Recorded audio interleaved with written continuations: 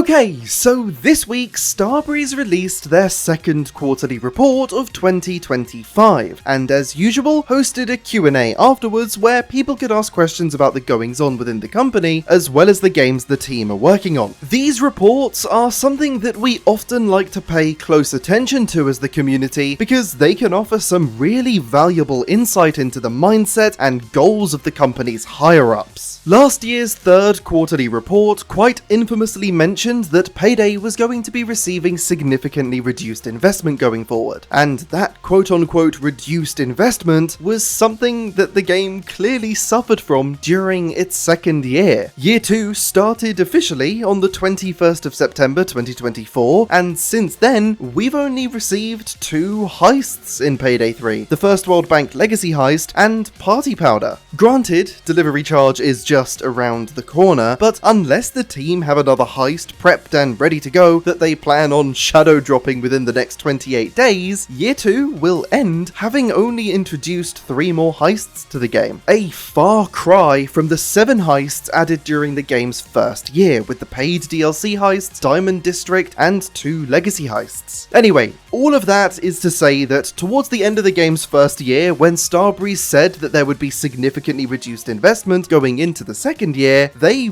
really weren't lying. But I am really pleased to be here less than a year on from that, saying that it seems like they're doing a little bit of a 180. We've got some really great news for the Payday franchise in general, as well as Payday 3 specifically. There's a brief update on the status of the Payday Adaptation film or TV series, as well as a little bit of needed clarification about the upcoming Payday 2 update that was briefly alluded to last time. Before we dive into the presentation and following Q&A, let's touch on the actual report itself, and specifically the CEO's statement at the very beginning. The company's new CEO, Adolf Kristjansson, has made it abundantly clear that the company's focus is shifting back onto their core franchise, which is of course Payday, explaining that with the industry being as crowded as it is, getting franchises to resonate with players is becoming increasingly difficult. He goes on to explain the immense value of having an IP that's as established and beloved as Payday is available to the company. When AK first joined the company and appeared on stream, he really seemed to have a Payday first attitude, and he has once again demonstrated that throughout this entire investor report. Of course, many people, myself included, are skeptical of praising him too much until we actually see measurable change within the game itself, but then again, it is also going to take a bit of time before his influence and increased support of Payday actually manifests in the game. But until we have a chance to see that, we can only go off of what he's said, and there's a whole segment of his opening message that focuses on Starbreeze's commitment to elevating the Payday franchise. So let's dive into how exactly they plan to do that in a little bit more depth. AK touched on some of the things that they've already done this quarter, such as hiring Jonas Skantz as Payday's general manager, which we spoke about more last week, but he's also confirmed that the Payday team is expanding by 40%, which seems like a really large increase until he clarified that it now means there are 25 people working on the franchise until the end of the year. I assume that at the end of the year that's going to increase and not decrease, but while that is a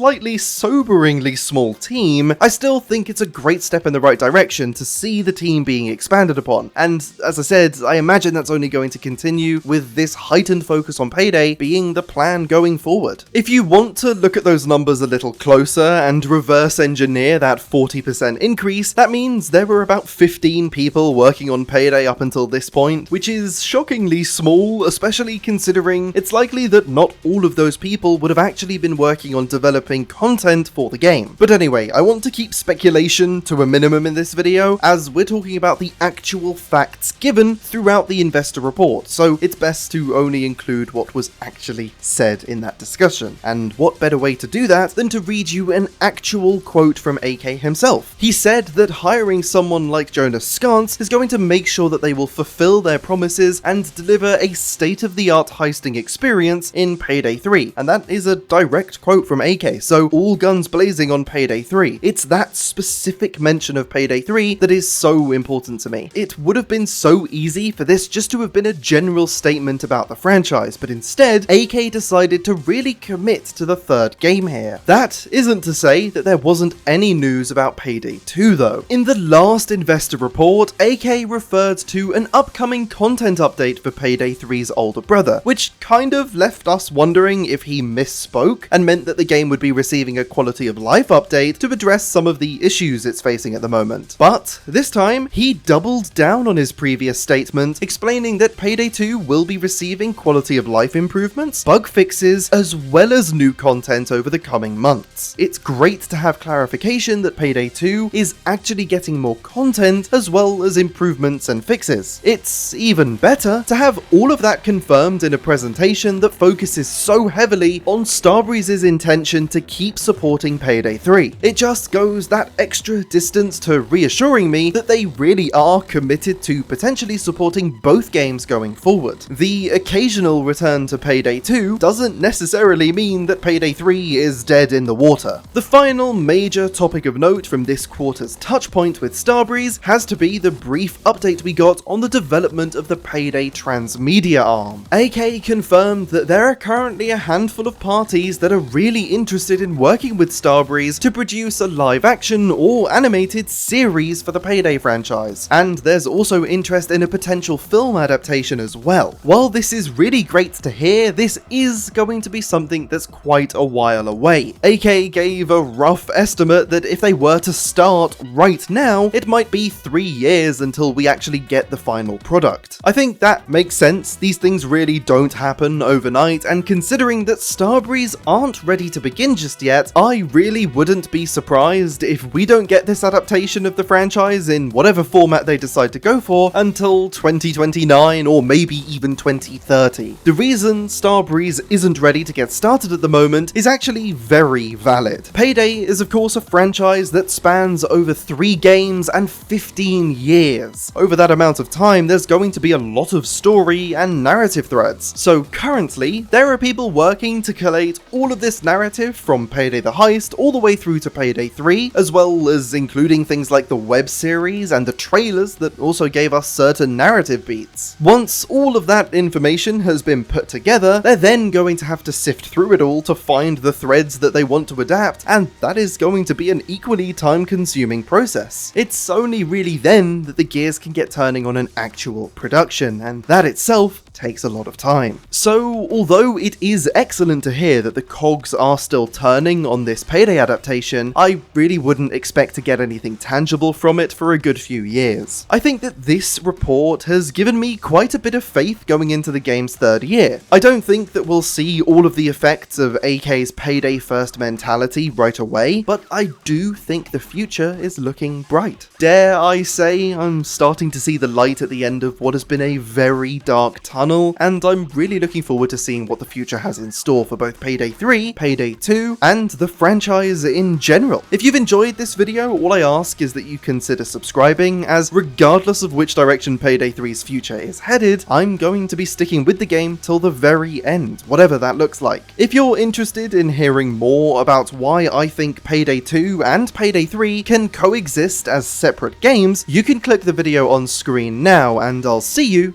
in the next video.